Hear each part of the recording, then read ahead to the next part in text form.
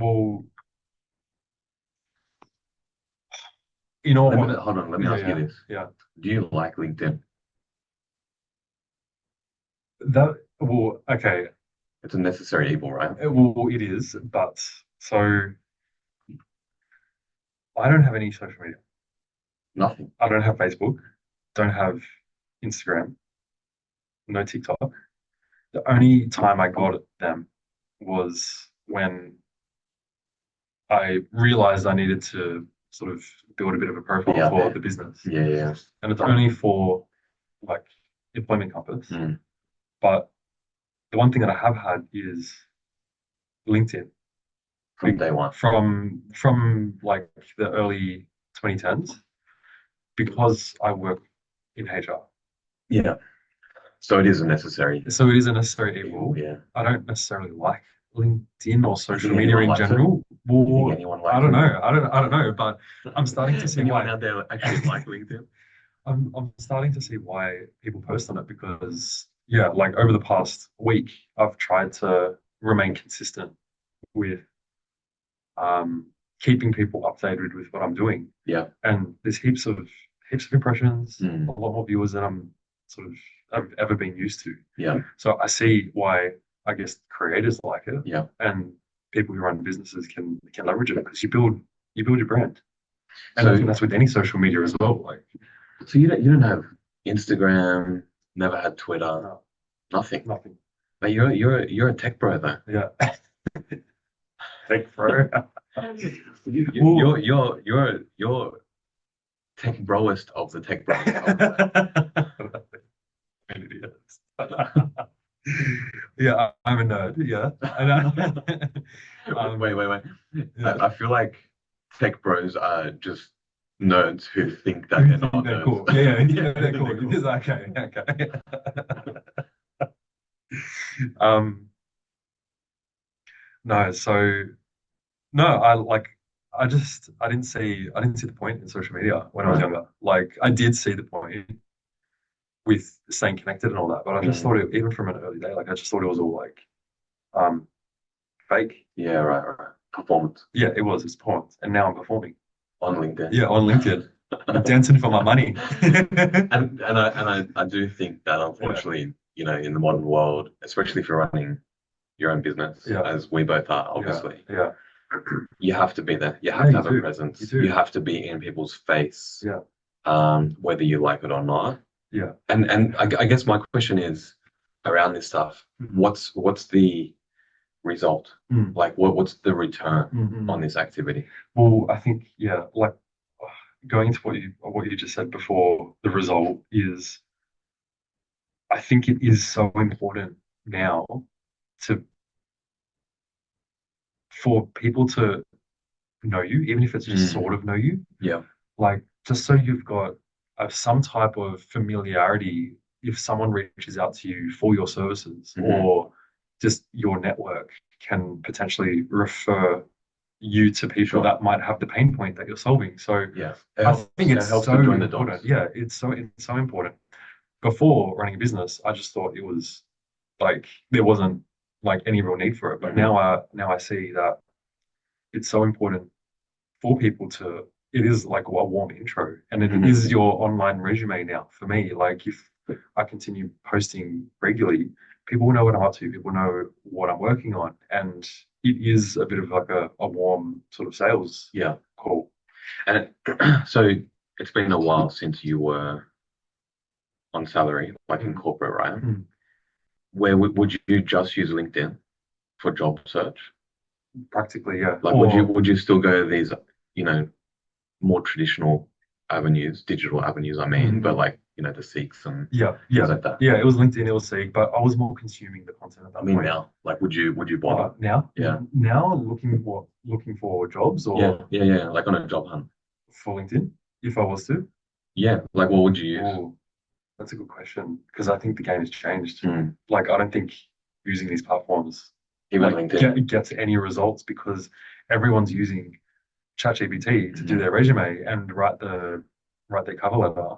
Like, recruiters would be slammed at the moment. Yeah, but they're using, I know for a fact that they themselves are using AI Mm. evaluation tools Yeah, to filter the volume yeah, coming in, yeah, for right? sure, for sure. It's just It's it's a AI's game now. It's a game AI is now. trying to catch Yeah, AI. yeah, yeah, yeah. The thing is, I don't think it's actually catching it. Just it's just It screens out searching people. for a certain Yeah, yeah, criteria set, yeah, for sure. ticking as it goes, Yeah, and for sure. if an application, whether it's written by AI or not, Mm, fulfills that criteria, mm. then it potentially gets through to Yeah, to the next pass through stage. that Yeah, filter, then to yeah. the next stage. But I think job search now and probably more so in the future is going to be like relationship driven. Mm, Like I just don't see like there are going to be people. They're going to be roles that like people you're still able to fill with just like cold applications. But I think yeah. those roles that Hmm. are I don't know maybe more senior or it's going to be based on like your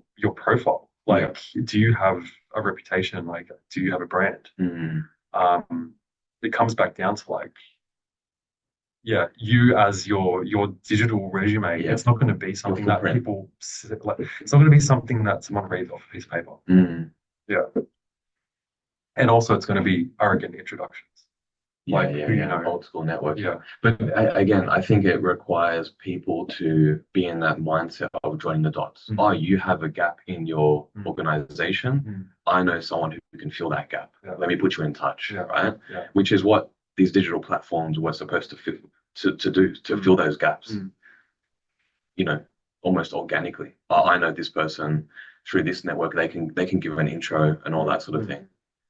Um, yeah. And yet here we are, just still pumping out content on On LinkedIn, LinkedIn. making a podcast Yeah, that's actually. it. That's it. So I guess in terms of employment, Mm. that's a good segue into what you do. Yeah. So, um, hey guys, my name is Christian. I started and run a company called Employment Compass. So yeah, Employment Compass, we support small mini businesses across Australia with their employer obligations at the end of the day. So anything to do with bringing people on all the way through to when people leave a business Mhm. and then everything in between. So the goal for us is to minimize risk for small and medium businesses. Yeah. Why would someone from a small and medium business hit you up?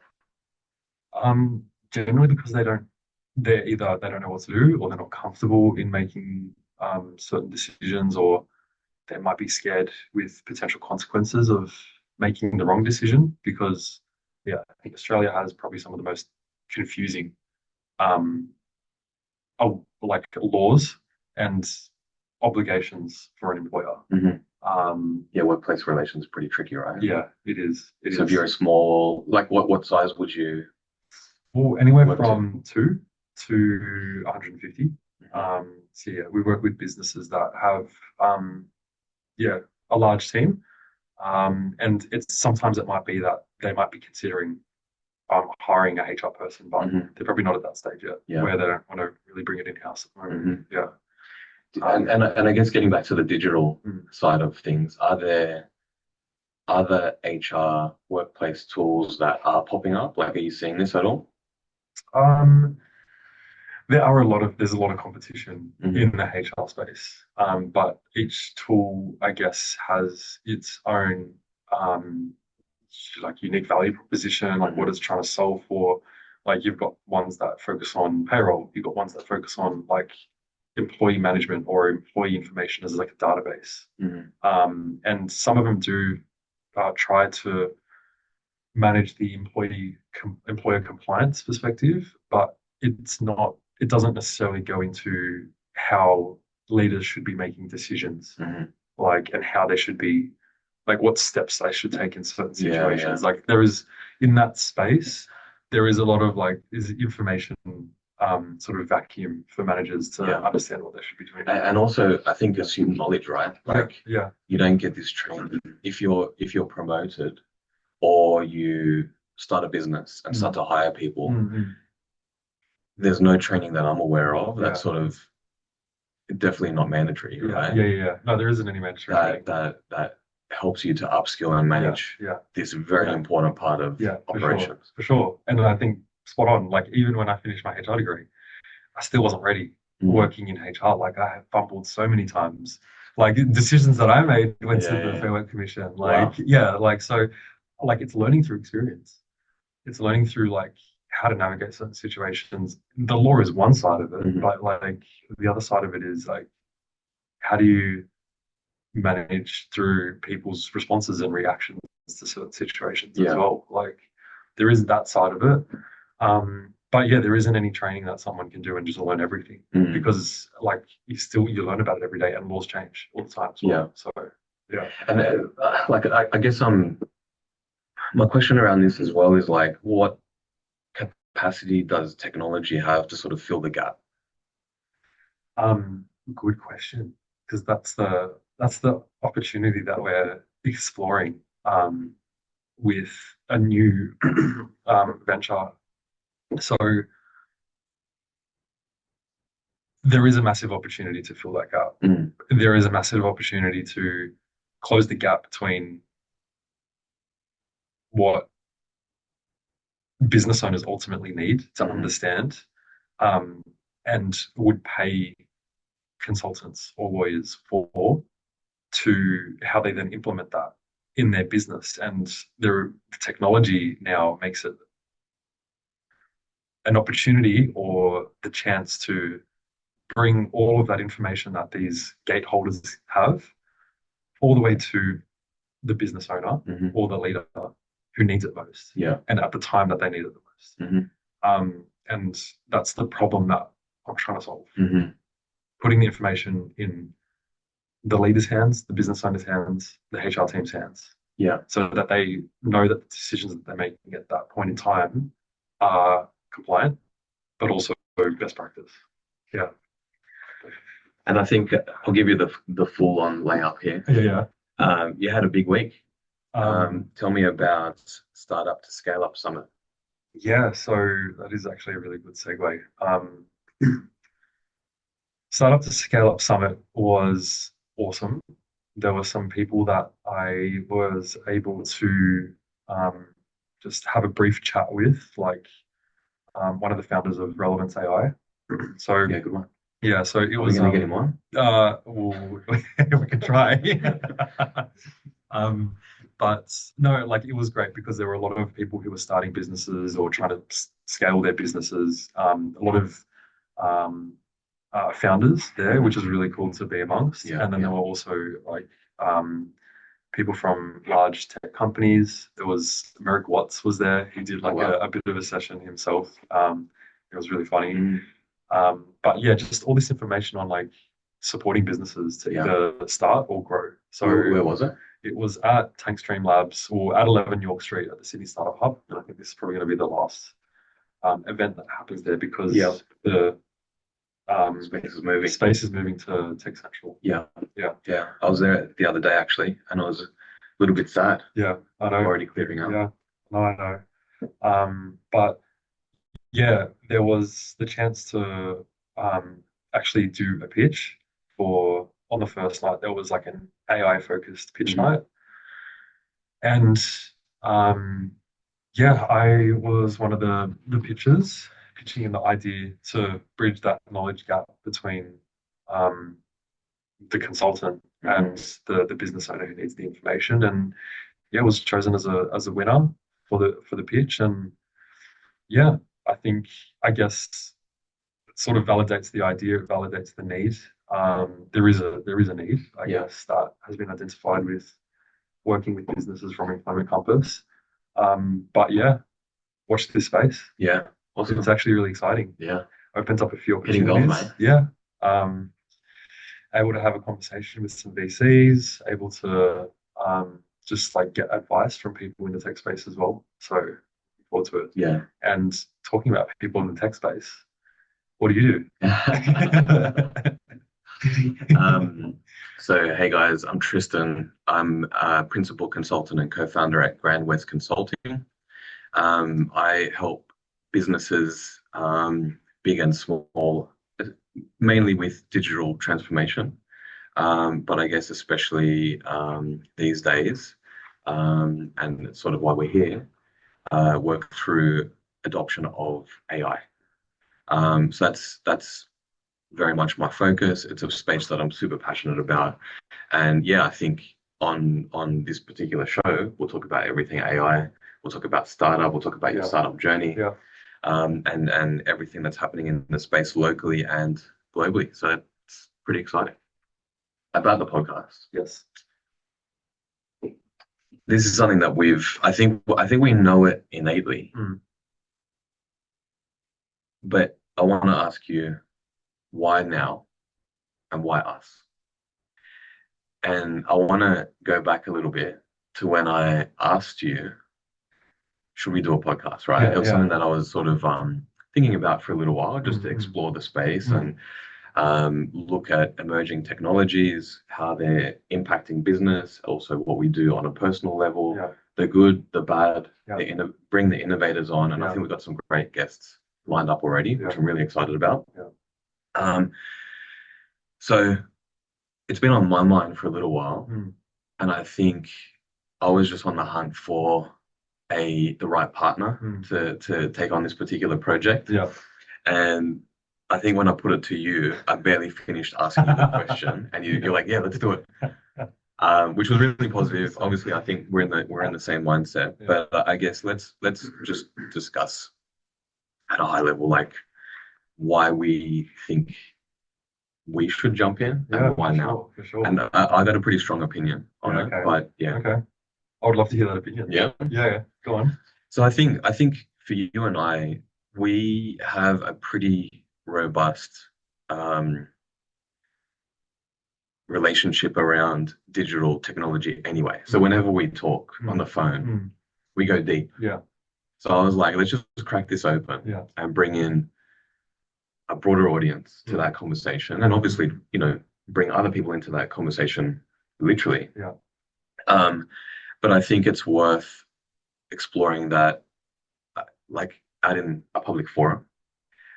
Just because you and I are sort of taking on challenges in this space, finding some success Mm. as well. Mm. Obviously, there's hiccups along the path, Yeah. but we enjoy it and we're having fun. So why not crack that open? And I Yeah. think when I was looking for someone to jump onto podcast with, you were the natural person to do that with. Again, just because whenever we talk, it's like a runaway train, Yeah, right? We it talk is. about one thing, It is, isn't then it? it goes to another thing, and you're like, oh, have you used the latest Yeah, yeah. whatever model? Yeah. And then you're like, I've done this. I just got an agent to do this. Yeah, And yeah. I think what I find in my business and talking to individuals, there really isn't that awareness of how to leverage this stuff. There's a lot of Sure. excitement. Yeah, for sure. The excitement is out of control, Yeah. I would say. There's absolutely a lot of hype. But there's a lot of fear, there's a lot of uncertainty. And I think a lot of people are curious about the space, but not quite understanding what it means to them, Yeah. how to get value from it, how to get any sort of return on this stuff. Some people might dabble with some new piece of technology, say a chat GPT or whatever. It doesn't work for them from the outset, Yeah. and they just abandon it. Yeah, for sure. And I think educating people about the need for curiosity and to have a mindset of playfulness is key here. And I think you and I are absolutely of that way of thinking. Yeah. Doesn't mean we're always nailing it, Yeah, yeah. but yeah, I mean, it's just having that attitude of discovery is really, really critical. And I think you and I are on that journey, so why not open that up? Yeah, for sure. No, 100%. Discovery is so important, especially when things are changing all the time.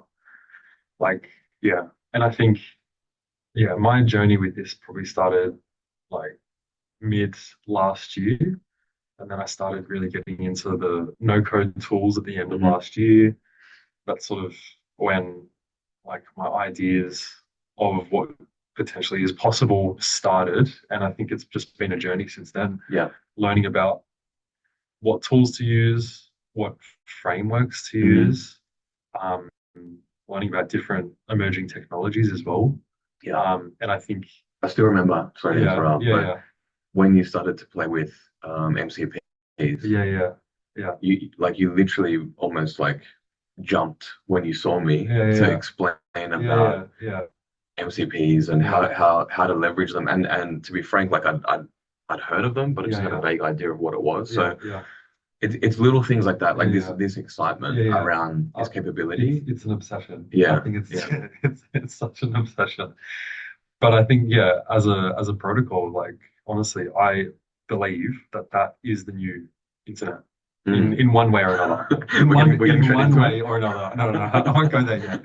But I think like talking about like why us, why now? Like um there is a group in Western Sydney called Western Sydney Tech Innovators, and like you mentioned, I've been like playing around with like how can I leverage model context protocol, and for since the end of last year, and as it started gaining a bit more traction, like there have been these solutions that people can tap into to use model context protocol, which is great.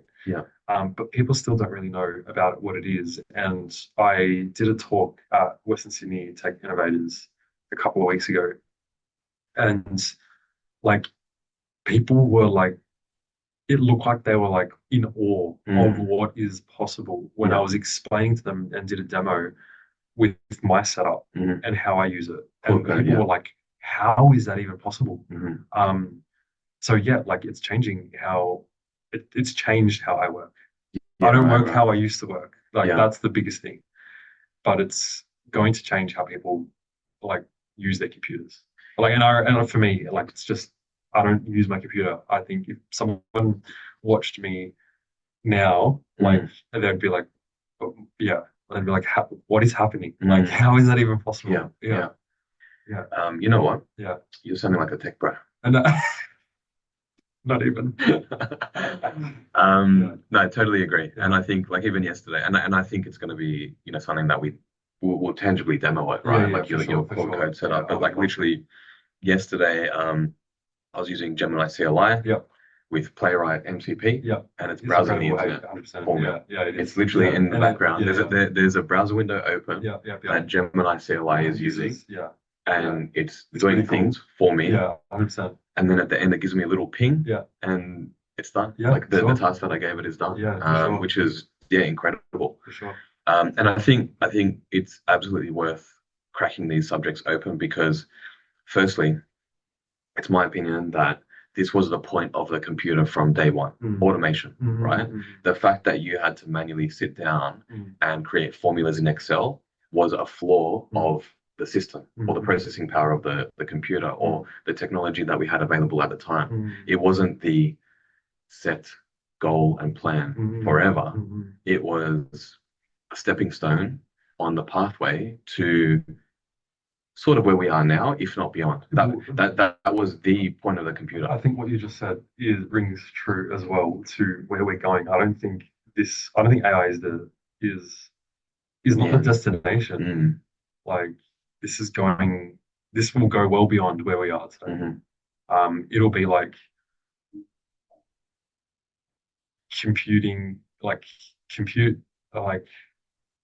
processes will just happen in the background and deal with things for us. Sure. Like it'll be, I think the way that we'll use computers will be so integrated into just our daily routine, like that things will just happen for us when we don't even need to like prompt things to happen.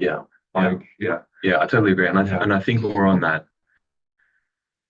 point of that occurring now. I think for our earlier conversation, pre-recording, that uptake actually isn't quite there yet. Like I think you hear it from, CEOs of tech companies that act like that this is standard for everybody. But I think by and large, it's a small portion of people who are operating in this space that are adopting in this way. And I think what would be a big goal of mine with this show is that we educate and share our ideas around this stuff to help with that adoption in a very positive way, in a way that helps people understand the value and what they can potentially get out of this technology. And I think I've heard from senior leaders a really negative attitude to AI. Really? Yeah, In what way? can't get value from it. Okay. Especially at enterprise level, it's not really a game changer. It's bells and whistles, Yeah, that yeah, sort of thing. yeah. Which I mean, you and I know. I, That's I, not I the case. I would Yeah. need employees and also operate in a much smaller lane in Mm, my own business mm, on a day-to-day basis mm, without this technology. 100%. It like Gemini CLI is basically a worker Yeah, for yeah, me. yeah, yeah, for sure. Um, and it just means that I can do so much more life Yeah, and the work that I do is so much more exciting yeah, as a result. yeah, And it's that sort of positive spin that I want to put on this stuff, you know? 100%. And I think, but I do think though, you've hit on two things. Number one, we're both founders. So Hmm. we've got the flexibility and the opportunity. Sure. Number one, the time to play. Well, maybe not so much the time, but like we've got the passion to play Hmm. with this technology, but we can use it without restriction Yeah. as well. I think at an enterprise level, the major struggle are the roadblocks that even probably early adopters would have to implement some of this stuff in their businesses because of Hmm. data Yeah. True. restrictions, Absolutely. all of those compliance Yeah. requirements from an organizational perspective. And I will just say that yesterday we signed a client at Employment Compass, and one of the major sticking points for them was what infrastructure do we use? Hmm. So they were really Hmm. questioning like where's the data stored, Right. how is it used, who's got access to Yeah. it, and I had to go through and explain to them that we use Microsoft for our emails, Hmm. OneDrive for our storage, and SharePoint for company-wide documents. Yeah. And like ultimately that's enterprise grade level, but for them that security and compliance It's huge. was massive. Yeah. And I wouldn't anticipate companies like that wanting to adopt any like AI Yeah, for sure. technologies For sure. Yeah. because I think data security and privacy Yeah. is still so important to them. Yeah, Yeah. sure. And incidentally, I had a meeting with Microsoft on Monday, Yeah. right? So I've got a few projects on the go where clients are obviously heavily invested in the Microsoft ecosystem, Mm, and so have been waiting for Microsoft, I guess, to release their version of whatever AI products are out there. yeah.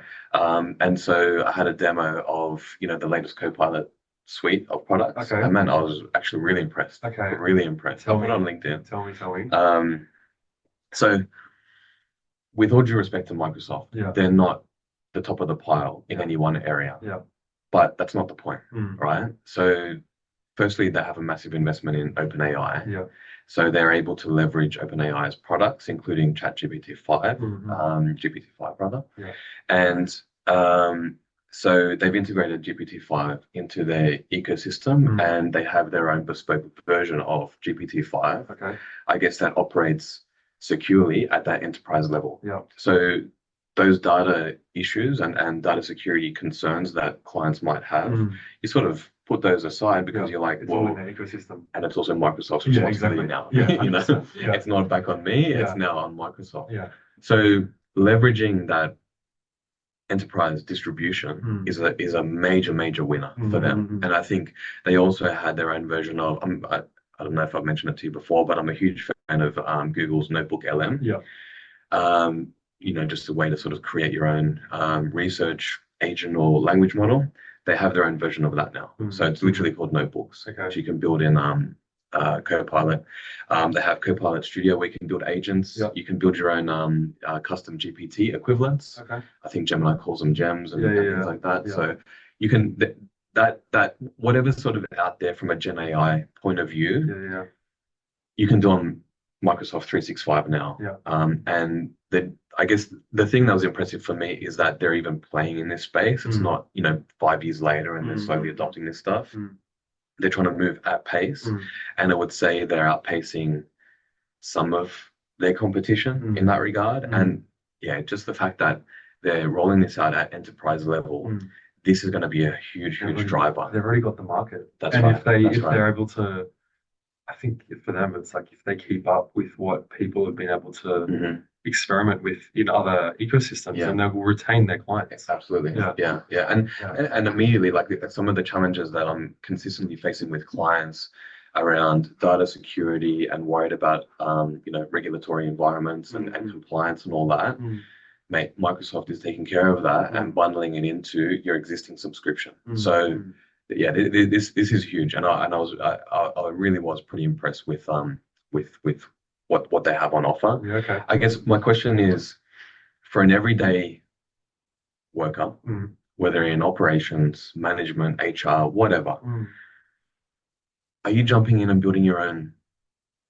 custom GPT or agent or whatever? Like, is no, that actually happening? no. And if not, why not? Mm, And I guess what can be done about that? Because I think had another meeting with a separate solution provider yesterday, and they have like everything is in their platform as well. They've mm, built I won't say the name, but they've built their own language model mm. totally from proprietary language model, Yeah, not a wrapper of yeah, like a yeah, chat GPT or yeah, whatever. yeah, They've got their own visual workflow studio yeah, to build agents yeah, or automations yeah, like N8N yeah, and yeah, those guys. And my question to them was, who's doing this? yeah, yeah, Like if you've got a day job, yeah, yeah. who's jumping in and Yeah. building a visual automation, Mm, workflow mm. and nailing it? Yeah, yeah. This is tricky And, stuff. and and getting value from it. And I Yeah, think getting value from it. that's probably the feedback that you're getting from that enterprise Yeah, level is like, absolutely, absolutely. I don't think like I don't think yeah, those are good questions. Like who in let's say for in my use case, who in the HR team is going to be jumping in and doing that Yeah, if they have time. yeah. Number one, they're probably slammed, That's it. like That's it. addressing Yeah. all those resumes that are coming in Mhm. anyway. But like The digital yeah, mountain of yeah, yeah, resume, yeah. AI written resume. But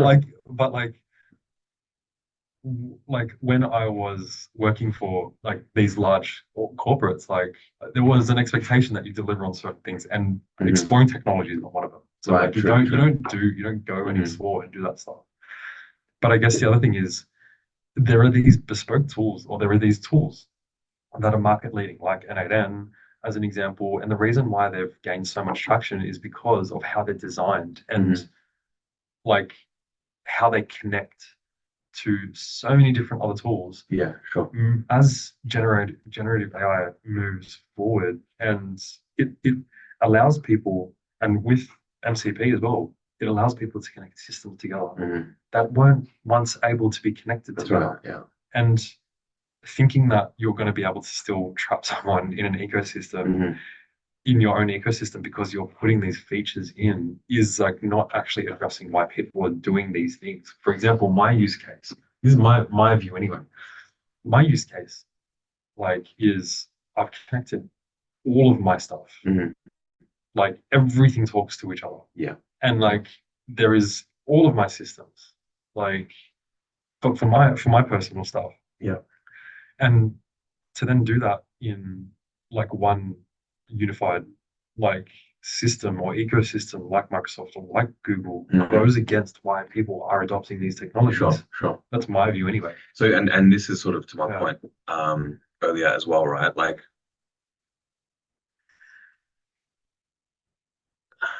they're already in the ecosystem, Mm, which works for the people who are heavily invested in the ecosystem. mm. Like you have, major corporates. Yeah, yeah, Then they're never leaving. yeah. They're never Yeah, yeah, leaving yeah, until the yeah, end of yeah, yeah, time. yeah, They're yeah, yeah, Microsoft yeah, yeah, customers. yeah, for sure. So on the one hand, you have these tools embedded, Mm, but to your point, mm. what's the incentive to actually leverage those tools? Well, I think these are really good questions. So I believe the and this is probably why, like to your point before around enterprise not potentially seeing the value from it as Hmm. much, is Yeah. because there probably isn't the ability or maybe the drive. And this is complete hypothesis, but Mm. like the value that small and medium business are getting out of this, I think is. outweighs what maybe, and maybe that's another hypothesis as well. I can't really say that, but I guess from my perspective, I've seen like an exponential growth in productivity gains Yeah. from the use of these Yeah. technologies, whereas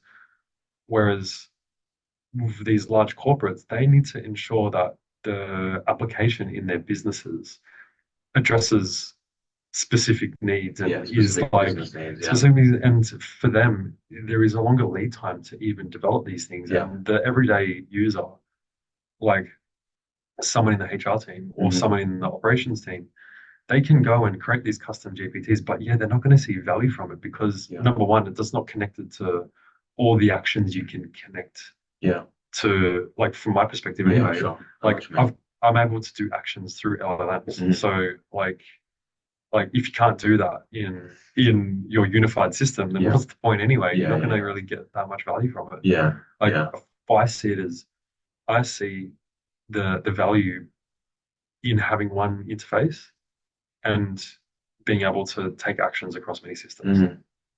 That is the value that I Sure. see. Yeah. Yeah. Like you just described my case study as well. Yeah. Like I'm not locked into any one system. I'm a bit of a Google fanboy. Yeah. But I mean, I'm not locked in. I can leave right now if I want and sign on to a new system and off I go. Yeah. Or plug that system into something else that Exactly. yeah. Yeah. Yeah. Yeah. And bring two disparate systems together. Yeah. Magic, mate. Yeah. It's magic. It is magic. It's absolutely magic. That said, So all of that said, yeah. are you a bit sick of AI? Yeah, a little bit. A bit sick of the talk, right? Yeah, a bit sick of the talk. And do you know what? So like we were all hyped about it. So going through Launchpad as an accelerator, Hmm. we were so hyped about it. Like the things that we wanted to bring to market were like AI driven and this and that. And I now see the feedback that we were getting was actually probably um, well um, well designed in a way where the feedback we were getting was it's not about the AI. And Yeah. it isn't about the AI. Mhm. It's about like what outcomes you can deliver for Yeah, sure. businesses. Yeah. Yeah. And what problems can you solve? well, yeah, what problems can you solve? Doesn't really matter how It you're doesn't matter how solving you're it. solving Yeah, it. Like yeah. like AI is just a what is it? Part of the A channel, technology stack. a channel, or Yeah. a like yeah. It's part of the technology stack. It's still just about the outcomes. Yeah. And I think like yeah, AI can be tiring, Mm. but it's really I think the focus, like for me anyway, is more on like what is possible, what problems can be solved Yeah, now sure. that we've Sure. got the ability to Yeah. do what we can do with generative AI. Like, and at the moment, I don't think we've scratched the surface. Oh, for sure. Yeah. But do you like in just getting back, I guess, to startups and that whole like the startup circuit. Yeah. I don't know what to call it. I'm sure there's a name for it, but Circuit. yeah. Doing the rounds, doing the pitching and all that. Yeah. I guess getting back to that, and you've got a bit more, I guess, a better view of it than I do at this point. But what are you seeing in that space in terms of the technology and the solutions, and also using AI as is it a core feature or is it just part of the solution? Yeah. Well, I guess, and this again, it goes back to like when we did Launchpad, but like I think people are so excited about AI that they can see the potential, Yeah. but they're unable to articulate like the real like outcome, Sure. the real deliverable, And I think and I guess that probably just shows that yeah, people can see what the possibilities are, but it's going to take time for people to be able to really put a plan in place and figure out like what solutions or what problems they're solving with this technology, because as it progresses as well, like the capabilities of like the chat GPT, the Claude, like the integrations that are being permitted in those systems at like the fundamental level, like their connections. Yeah. You can do a lot of the stuff that people were like pitching about Sure. if you know how to use the tools. You don't need to create like a whole new platform to go and do like, I don't know, review stuff, you can just connect your Gmail to ChatGPT and then you can read your emails anyway. So Yeah. like,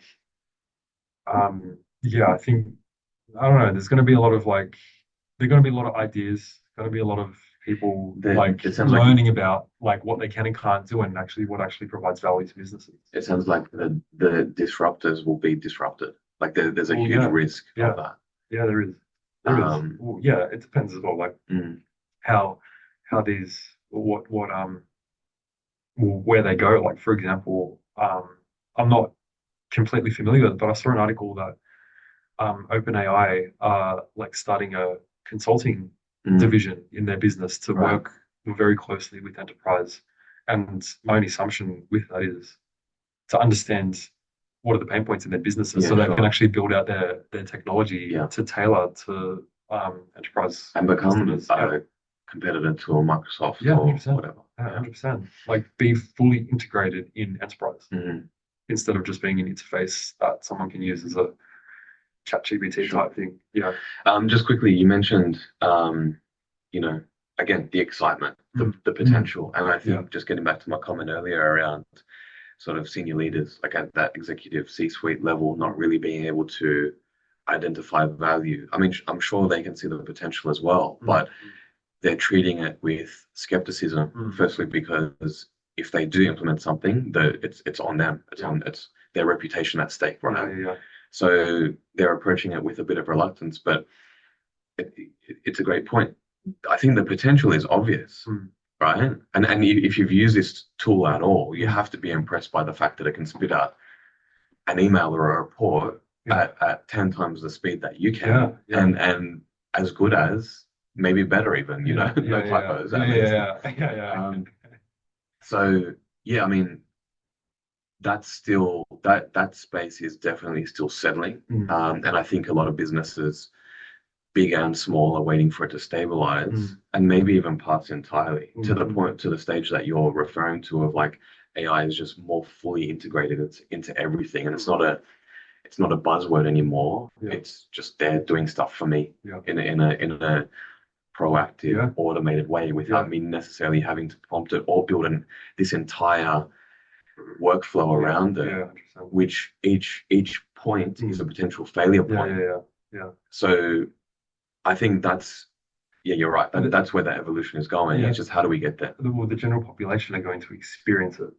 And I'm not to say like the general population, like people who are not necessarily like interested in exploring the intricate Mm, details of how mhm. these things work. Like, Yeah, but I mean, yeah, at some point in the future, they're just going to experience what is possible. yeah. Whereas I think for us, we're like, we In want the to figure out weeds. how to build Yeah, it. yeah, We want to yeah, figure out how to build it, how it yeah, works. yeah. Yeah. Um, and I guess one thing that I wanted to ask your opinion on as well Mm. is what, I guess, let's talk just briefly about, I want to know how you're using this technology tangibly. Like you wake up in the morning and then what happens? Wake up in the morning, have my 5 a.m. ice bath. That's not far Do from a it. thousand push-ups. Yeah, far from it. Yeah, how I'm using it in my day to day. Well, I leverage the Anthropic ecosystem quite a Mhm. bit. Why? Um, Why Anthropic?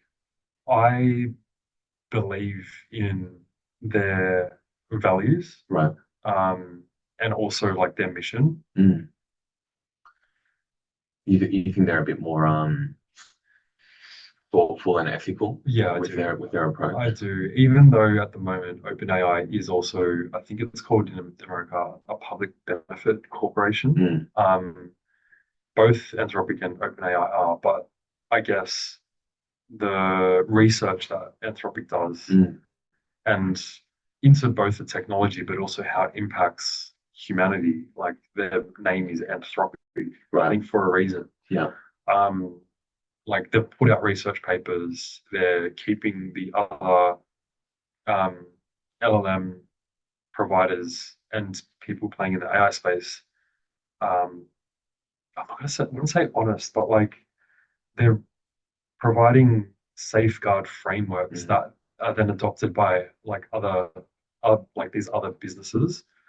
So they're the ones actually putting the research in. They're the ones actually trying to make sure that like how they understand how it's impacting humanity, Sure. so that they can hopefully avert negative Disaster. implementation. Yeah, Yes, yeah, yeah, yeah, yeah. yeah.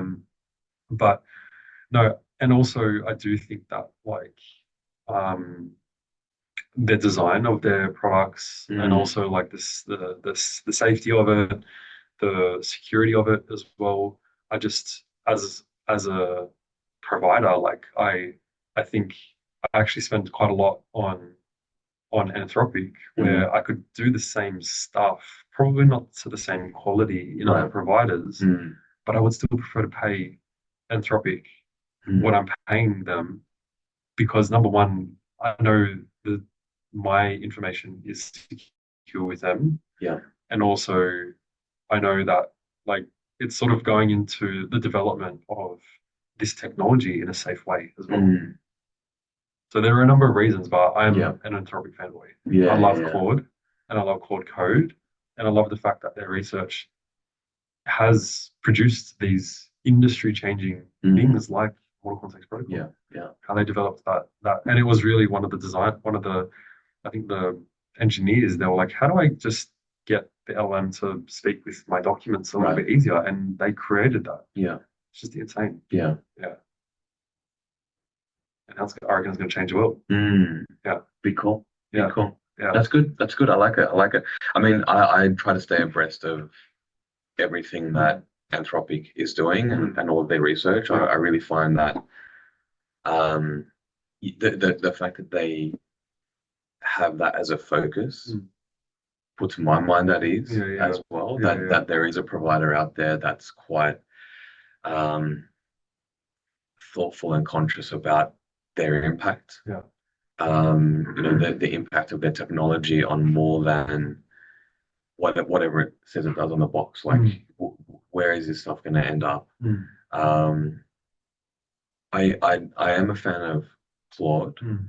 I think I mentioned to you that I was using ChatGPT to sort of talk me through a building out a workflow actually, Yeah. and I kept hitting a block, and just because it's so like ChatGPT sort of being criticized for being so subservient and Mm. wanting to keep you happy. Mm. I spent an entire weekend trying to crack this problem just because every time I couldn't do something, I would go back to ChatGPT Yeah. and it would come up with a totally new solution and be like, oh, let's try this approach. And so I'd sort of start from scratch and go this roundabout way. And it just didn't work. I couldn't get it to work. Yeah. And then I jumped across to Gemini, where it gave me the solution. Mm. That solution didn't work. And I went back to Gemini and it basically said to me, no, you are doing something wrong, without sort of cooking up some brand new solution. Yeah. So I think for me, Gemini just sort of aligned with what I needed Yeah. from a language model, Yeah. which is a weird thing to say, but yeah, I mean, it just sort of, I don't know, I like its approach Mm. for some reason. Mm. I get a better feel from it. That's not to say I'm stuck on it forever and never going anywhere. But even the latest version of ChatGPT, GPT-5, I've dabbled with it. I've Mm. also dabbled with Grok 4, Yeah. which Elon Musk made totally free for some reason. Yeah. Okay. Um, last night, I did a comparison across the three for this research subject that I was looking at. Um, Google's, in my mind, was still the best. Yeah. Um, yeah, ChatGPT and Grok didn't quite hit the mark for me. So yeah, even with the latest round of models, I tend to just gravitate back towards that for some reason. I don't know why. Yeah. I Yeah. can't explain it. Yeah. But I used ChatGPT in the early days, and then when Bard turned into Gemini, mhm, I was using Gemini like nonstop yeah, from then. right. And then I think with the release of Model Context Protocol and the capability Mhm, of not being stuck in one ecosystem, that's probably the natural progression for me of why I've moved on to Claude. right. Yeah. But yeah, Gemini's awesome. Mhm, Very rounded, responses, Hmm. like thorough research. I think when they released their like deep research agent, it was like that was a pivotal moment. Yeah, Yeah, yeah, yeah, yeah. yeah. No, it really works for me. So you were saying. Speaking about Google, I actually got access to Agent Space. Okay. Yeah, and it's pretty wild. Yeah, right. Not wild in the way that I wanted it to be, Mm. but in another way. So you can create your own agents Hmm. to go and do stuff, but it's not like the use of MCP. You can't connect that many other applications. And I think that's what the intention was for Agent Space For sure. to have. Yeah, yeah. But you can create agents. Okay. And I was doing research on a topic, and it's so interesting that you create an agent with natural language and it stays in that Google ecosystem, but it leverages Google search and all of Hmm. their sort of their tools that they provide it. But the way that Google wrote this agent to go off and do a task was to then find all these different ideas and then they create a tournament of which one actually wins. So each of these ideas compete against each other Mm. to come up with the one that actually makes the most sense. And it Right. goes through about like 1,000 tournaments, and all of these ideas are competing against each other. And then it spits out the one that wins, and this is the information that you were looking for. Wow. It's actually wild. What's the It took an hour. Yeah, right, right. It took about an hour to complete, Mm. but the quality of the output was actually wild because what it does is there might be certain variations of why this output might be different to the Mm. other one. And then Does it give you that insight, like into no, the not thinking? necessarily. It Right. does. It gives you a report Right. on what you were researching. Yeah. But then you see how many times it won against all of the others, and Wow. the top Oh, winner, that's funny. yeah, like so it puts it through a tournament to find out which output is actually Mm. the most accurate or answers the user's need. Okay. And it uses deep research agents. It uses its search. It's finding all this information from every source that is possible. The other thing that's wild, this is how I get excited about this shit. I just saw Google released URL context. So you can actually get an agent to tell you what is on a page just by research, just by pasting in the URL. Right. So it doesn't even need to read the actual web page anymore. Yeah, right. Because Wow. Google has that information. Google has the knowledge about what information is on that URL when they're indexing the index, when Yeah, they're right, indexing right, the right. internet. Like it is wild Yeah. what is happening. Yeah. Yeah. I like to see these companies like a Google Mm. leverage what they're good at. Like they're leveraging the search Yeah, they are. capability, They are. which They is are. what they've nailed, Yeah, right? And yeah. that's what they're known for. Yeah. Microsoft as well, just nailing that enterprise space. Mm. So GPT-5, um, so I think it sort of fits into what you were describing earlier, which is it's not even really a new model. Mm. It's Mm. basically a model picker. It is. It is. Yeah. Yeah. It is. just It to is. make sure that you're not bringing like Yeah. a Yeah. Yeah. You're not using. blowtorch Yeah. when Yeah. you Yeah. when Yeah. you did Yeah. a Yeah. match, Yeah. you know. 100%. That's a good analogy. Which I think is Yeah. wise, but I think again this is just the natural progression of this technology. Yeah. It does sound a bit disappointing with like the GPT-5 release, and Yeah. I think There has been a lot of kickback on it. yeah, There is this university researcher that I follow and on LinkedIn, and he's been posting about he paid $200 for the GPT-5, mm, and he was posting about like every 3 hours about why it sucked and he wanted his money back and all this type of stuff. And oh my God, it made me laugh so hard. yeah. I mean, it was a pretty substantial change without much forewarning. Yeah. Like in terms of the I guess the UI even, right? Yeah, Because you can't even when they initially released it, you can't even pick Yeah. previous models Yeah. because they're just like we've bundled it all Yeah. up together. We're Yeah. going to give you whatever you need for your task. Which Yeah. again, to your point, I think this is where things are going to go. Yeah. It's about automating this stuff so you don't have to think. Mm. Um, But the people who are using it now, and the I would call them the power users of this, they wanted to have that control. for sure. They wanted to have the control of what model they use, how they're using it. For example, like I'd be pretty upset if I couldn't use Opus. Yeah, I want control. Like, yeah. I want control as well. And when I've done training sessions with clients around when to use what model, it does make sense to people. Yeah. You know, like I think it's nice to be able to have the choice of Yeah, jumping yeah, from one to the yeah, other. yeah, to compare, Yeah. number one, and number two, like find what's fit for purpose. What you said just then, so I had a chat with the software developer that is building out and working with me on context. And he said the exact same thing. So like we're using a framework, and I floated the idea of using one of these LLM SDKs, and he said that like it would be beneficial in the short term to try and get some type of framework up for users to experience what's possible with the solution that we're building, but does not want to be locked in with a particular provider. Right. We're using a different framework to build our agents for this HR solution. Yeah.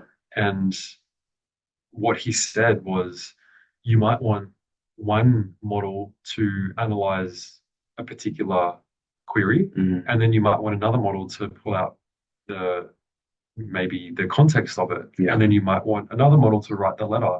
And you want to be able to design which of these models you use through the process. You're not going to use the same model for everything. I've been using a similar agentic workflow basically to create outputs with one language model, and then another language model will do a QA of that initial output. So you're basically checking the homework of the first model. I mean, and this is the capability that I think is worth exploring. That it doesn't have to just be one way. You're not stuck into just using ChatGPT because you got a ChatGPT subscription. 100%. So yeah, like I guess we can talk the nuts and bolts of it, but I think if we do a few demos over the next few months, I think that's probably where we'll be able to bring value to anyone who's watching. There'll be plenty. Well, let's see if they even get to this point. All right. So thanks for joining us and listening to our thoughts and what we had to say. So we're going to wrap it up there. And next week, we're going to jump into no code and low code tools. Talk about N8N. Talk about a bit of Make. Zapier. Make. Zapier. And just how we're leveraging them. Might do a demo. Do you want to do a demo? Let's do it. Let's do a demo. See you guys. Thanks, guys.